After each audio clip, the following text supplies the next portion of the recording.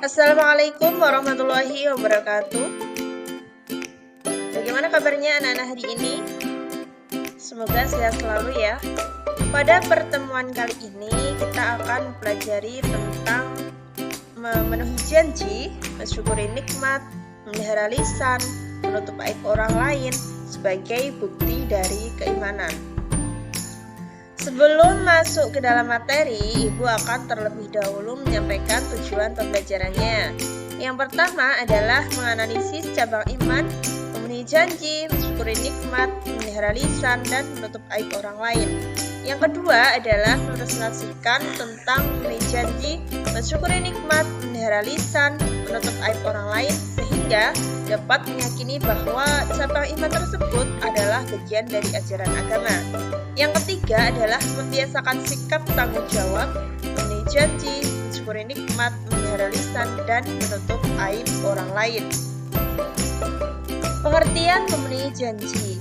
Janji berasal dari bahasa Arab akad yang artinya perjanjian atau ikatan yang kuat. Jadi, makna dari memenuhi janji adalah merupakan kewajiban dan menjadi tanda orang itu beriman atau tidak. Selanjutnya, orang yang selalu menepati janjinya akan dipercaya semua orang. Selalu dicari keberadaannya karena jiwa amanahnya sudah membekas di hati banyak orang. Jika tidak ada modal, maka akan banyak orang yang akan membantunya, dan masih banyak lagi keuntungan yang didapatkannya. Itu hanya keuntungan di dunia, belum lagi keuntungannya di akhirat nanti. Begitupun sebaliknya, orang yang bisa mengelabui semua orang, tapi tidak akan bisa kembali lagi ke orang-orang yang sudah ditipu. Apalagi di zaman seperti sekarang ini, dunia komunikasi begitu mudahnya dapat diakses. Hancur sudah karirnya dan sangat sulit mengembalikan reputasi yang sudah dibangun bertahun-tahun apabila kita tidak menepati janji. Orang-orang yang tidak bisa menepati janjinya masuk ke dalam ciri-ciri orang yang munafik, yakni apabila berkata ia selalu dusta, dan apabila berjanji selalu. Janji dibagi menjadi dua. Yang pertama adalah janji kepada Allah Subhanahu wa Ta'ala. Dan ingatlah ketika Tuhanmu mengeluarkan dari sulbi atau tulang belakang anak cucu Adam keturunan mereka, dan Allah mengambil kesaksian terhadap roh mereka seraya berfirman, "Bukankah aku ini Tuhanmu?" Mereka menjawab, "Betul, Engkau Tuhan kami. Kami bersaksi. Kami lakukan yang demikian itu agar di hari kiamat kamu tidak mengatakan, sesungguhnya ketika itu kami lengah terhadap ini." Quran Surat Al-A'raf ayat 172. Kemudian janji yang kedua adalah janji kepada sesama manusia, yakni janji kepada manusia adalah janji-janji yang sudah dibuat dan disepakati, baik sebagai pribadi maupun dengan lembaga atau pihak lain. Islam menggariskan bahwa tidak semua janji itu ditunaikan, seperti sabda Rasulullah SAW, setiap syarat atau ikatan janji yang tidak sesuai dengan kitabullah menjadi batil, meskipun 100 macam syarat. Hadis riwayat Al-Bukhari dan Muslim. Ya, setelah kita mengetahui apa itu memenuhi janji, apakah ada manfaat yang bisa kita dapatkan? Tentu saja ada. Yang pertama adalah mendapatkan predikat sebagai mutakin dan menjadi sebab tergapainya sifat mutakin, yakni terdapat dalam Quran Surat Ali Imran ayat 76. Yang kedua adalah menjadi sebab datangnya keberhasilan, keamanan dan ketentraman, serta jauh adanya konflik dan perselisihan. Yang ketiga, menghindari pertumpahan darah dan terjaga dari mengambil hak orang lain, baik dari pihak muslim ataupun non-muslim, sesuai dengan Quran Surat Al-Anfal ayat 72. Yang keempat adalah dapat menghapus kesalahan dan menjadi sebab dimasukkan ke dalam surga, yakni terdapat dalam Quran Surat Al-Baqarah ayat 40 dan Quran Surat Al-Maidah ayat 12. Pengertian mensyukuri nikmat. Syukur berarti membuka atau menampakkan, dan lawannya adalah kufur, yang berarti menutup dan menyembunyikan. Sedangkan nikmat memiliki arti pemberian, anugerah, kebaikan, dan kesenangan. Dapat disimpulkan bahwa syukur merupakan bentuk keridhaan atau pengakuan terhadap rahmat Allah Subhanahu wa taala dengan setulus hati, atau makna lainnya adalah pujian atau pengakuan terhadap segala nikmat Allah Subhanahu wa taala yang dibuktikan dengan kerendahan hati dan ketulusan menerimanya yang diwujudkan melalui ucapan, sikap, dan perilaku. Dalil mensyukuri nikmat terdapat dalam Quran surat Ibrahim ayat 7. A'udzu billahi minasyaitonir rajim. Bismillahirrahmanirrahim. Wa idz ta'adzana rabbukum la in syakartum la azidannakum wa la in kafartum inna 'adzabi lasyadid. Yang artinya, dan ingatlah ketika Tuhanmu memaklumkan, sesungguhnya jika kamu bersyukur, niscaya aku akan menambah nikmat kepadamu. Tetapi jika kamu mengingkari nikmatku, maka pasti azabku sangat berat.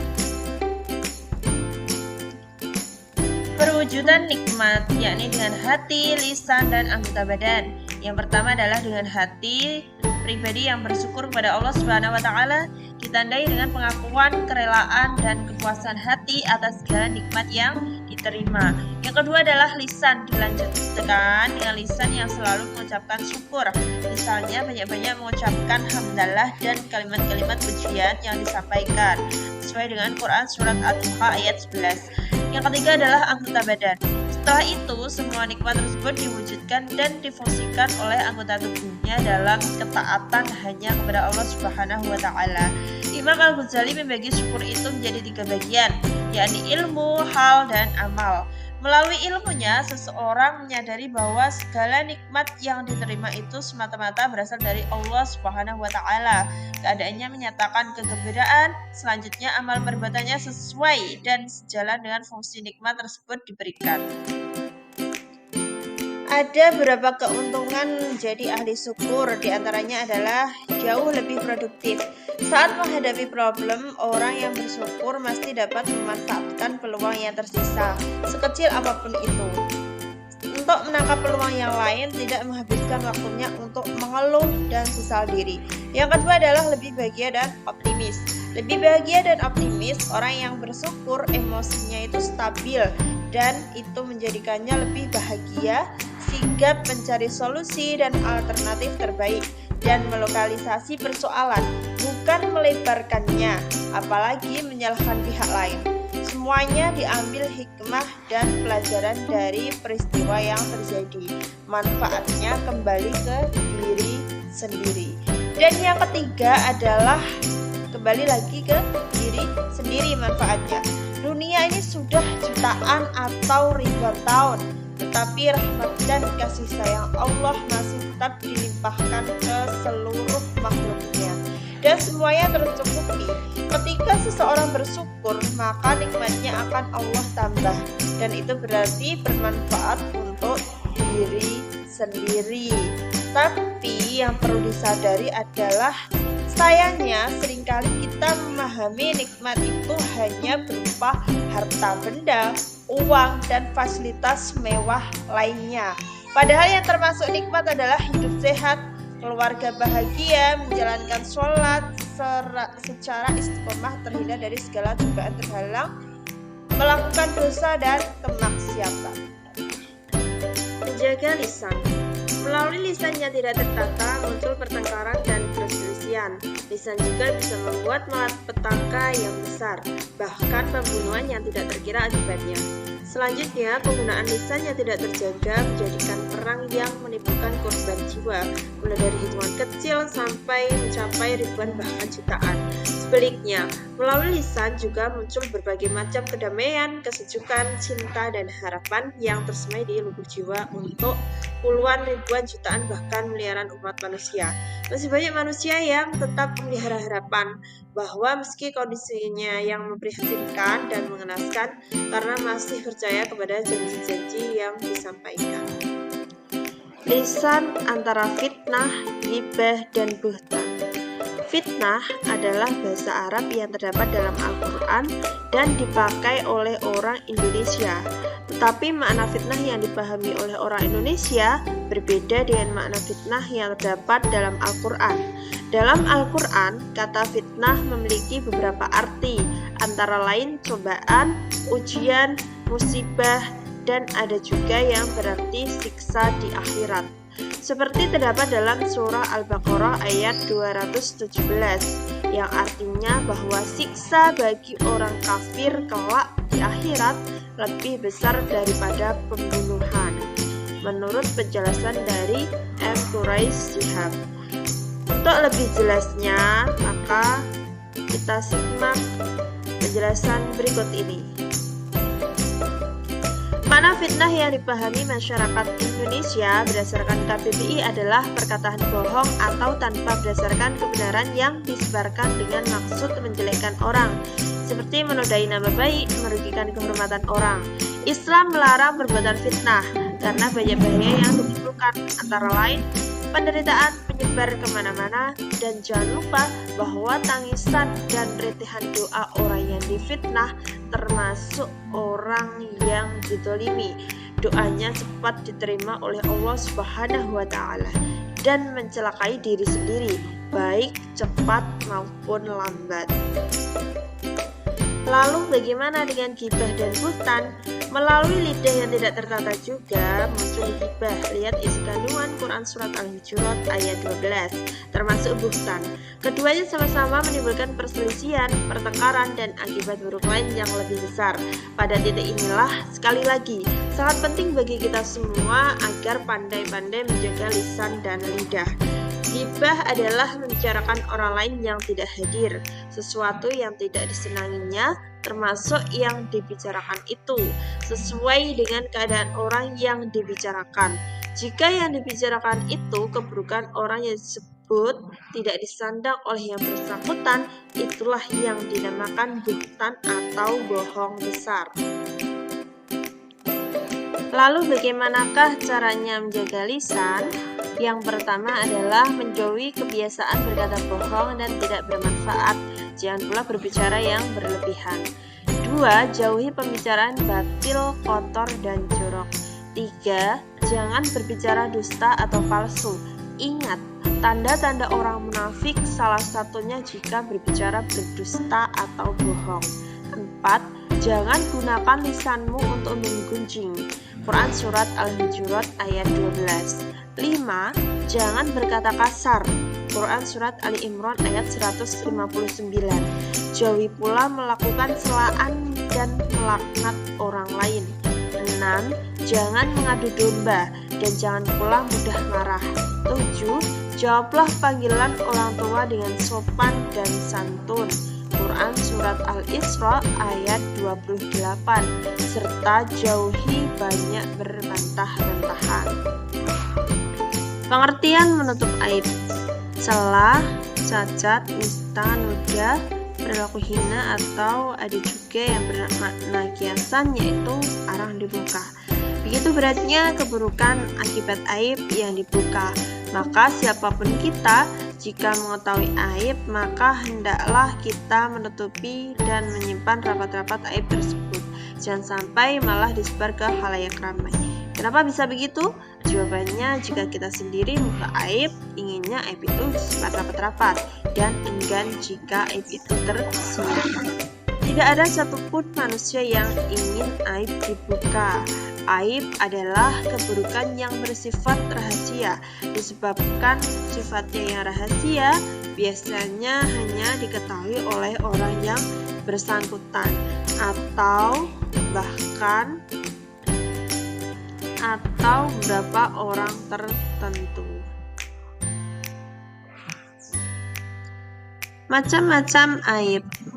Aib dohir yaitu aib yang nampak dan dapat diketahui secara lahir jika diperhatikan betul. Misalnya, cacat pada barang-barang perdagangan, contohnya buah-buah yang busuk. Kedua, aib tersembunyi, yaitu aib yang tidak nampak karena disembunyikan, tidak terlihat meski sudah diperhatikan betul-betul. Ambil contoh beras yang sudah dicampur antara beras premium super dengan golongan yang biasa, atau kacang-kacangan yang bagus atasnya, sementara yang bawah kondisinya kurang baik. Semuanya tidak kelihatan jika tidak diurai atau dibuka semuanya. Aib dan medsos. Kedua hal ini tentunya sangat berhubungan. Di antara penyalahgunaan teknologi adalah orang begitu mudah membuka aib orang lain. Hal ini boleh jadi dilatar belakangi adanya rivalitas atau persaingan, persinggungan kepentingan, bahkan sifat iri dengki yang dimiliki. Saat ini orang begitu mudah tumbang nama baik dan martabatnya dari penyalahgunaan media sosial atau medsos, baik dari WhatsApp, Twitter, Instagram maupun Facebook, Telegram, bahkan blog. Contohnya, ada raja atau presiden atau calon presiden, perdana menteri atau tokoh berpengaruh bisa turun tahta sendiri atau diturunkan oleh rakyatnya akibat aibnya dibuka di tengah-tengah masyarakatnya melalui media sosial atau media internet lainnya. Hal ini bukan hanya terjadi di negara kita, tetapi juga terjadi di negara-negara lain. Peristiwa tersebut membawa kesadaran kepada kita agar hidup ini jangan banyak kesalahan, dosa, dan kemaksiatan, baik pelanggaran menuju pandangan Allah Subhanahu wa Ta'ala maupun manusia, sebab banyaknya kesalahan sama saja dengan menumpuk aib dan berakibat hidupnya banyak dilakukan hanya untuk menutupi aib. Akhirnya tidak menemukan ketenangan dan ketentraman dalam hidupnya. Hadis tentang menutup aib saudara terdapat dalam hadis riwayat Muslim yang berbunyi, An Abi Hurairah qala Rasulullah sallallahu alaihi wasallam, ma satara ala muslim satarahullahu fid dunya wal akhirah. Dari Abu Hurairah berkata bahwa Rasulullah sallallahu alaihi wasallam bersabda, barang siapa menutupi aib saudaranya di dunia, maka Allah akan menutupi aibnya di dunia dan di akhirat. Hadis riwayat Muslim. Nikmat Allah yang paling utama. Ibnu Saudab rahimahullah berkata, ada sekelompok orang yang sedang berkumpul. Mereka membahas tentang nikmat Allah manakah yang paling utama. Salah seorang di antara mereka menjawab, Allah menutupi aib-aib kita satu sama lain. Selanjutnya, jika engkau berkeinginan untuk menceritakan aib saudaramu, maka ingatlah terlebih dahulu aib dirimu sendiri. Ibnu Abbas. Demikian video pembelajaran pada pertemuan kali ini. Terima kasih, semoga bermanfaat. Wassalamualaikum warahmatullahi wabarakatuh.